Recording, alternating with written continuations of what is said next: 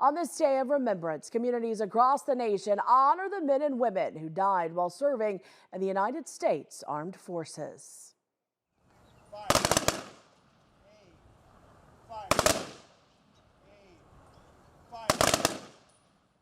This morning at Memorial Park in Sioux City, the American Legion hosted a Memorial Day ceremony.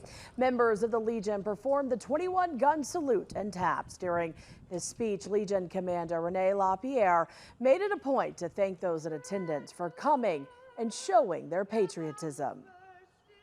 Unfortunately, some people in the world think that Memorial Day is simply a holiday to shop, have a backyard barbecue, and they forget that it is the one day during the year that we pay our respects to the men and women who are buried here. It's unfortunate that more people don't understand what it takes to have this country and the freedom. The commander also emphasized the core message of today's ceremony was to honor those who made the ultimate sacrifice for America. The 59th annual Avenue of Flags Memorial Day program was held in Le Mars. The program had a wreath presentation, lighting of the flame of remembrance, reading of names, and posting of new flags. Event leaders say they want people to remember why it's important to remember those soldiers who paid the ultimate sacrifice. Memorial Day is to remember those who served their country and have died, and it's very important to remember someone. I feel a person dies and he's not really gone as long as he's been remembered. 25 new flags were posted this year. Iowa Lieutenant Governor Adam Gregg and Midwest Honor Flight CEO Aaron Van Beek spoke at the Memorial Day Avenue of Flags ceremony in Hawarden today.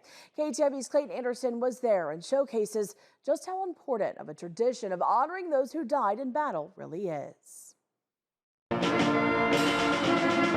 The Hawarden Avenue of Flags takes place every Memorial Day weekend to honor those who died in battle for our country, taking the ultimate sacrifice.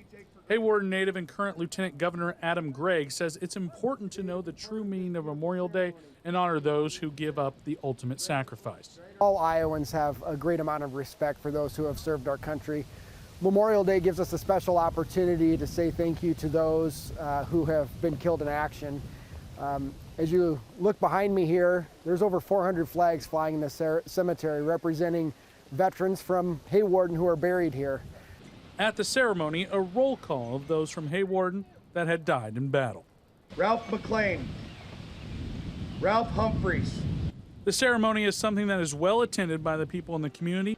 The organizer of the Avenue of Flags says the weekend-long festivities at Grace Hill Cemetery is made possible by the community, and the display of flags has only grown. They started this in the 1970s, and they were told it wasn't going to work. Nobody's going to do it, and it has grown exponentially. We're actually running out of room, which is a good problem to have.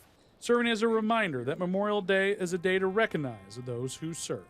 We have services like this to remember those that didn't make it home. And if you can take an hour, that means a lot to people, just to take that hour. Monday afternoon, community members and volunteers worked together to take down all the flags at the ceremony. In Hawarden, Iowa, Clayton Anderson, KTIV News 4. And for the fourth consecutive year, Fleet Farm hosted Taps Across America. That's in partnership with Taps for Veterans to honor fallen soldiers on this Memorial Day.